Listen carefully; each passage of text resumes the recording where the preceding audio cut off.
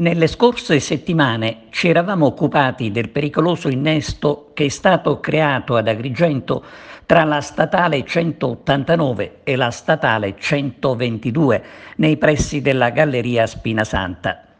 Decine le segnalazioni che auspicavano interventi per la bonifica della zona, dalle sterpaglie che impediscono la visuale a chi deve immettersi sulla 122 in direzione Porto Empedocle, che è la stessa corsia per coloro che arrivano da Raffadali.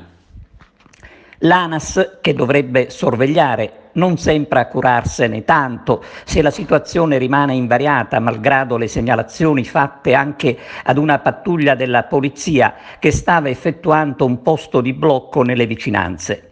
Tutto inutile, insomma, con il pericolo che continua sotto gli occhi di tutti, meno di chi dovrebbe eliminarlo.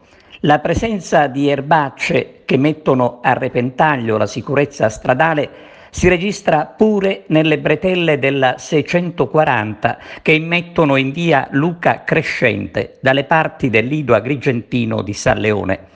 Anche questa arteria è di competenza dell'ANAS, che a questo punto dovrebbe intervenire davvero con urgenza per agevolare la circolazione stradale. Staremo a vedere.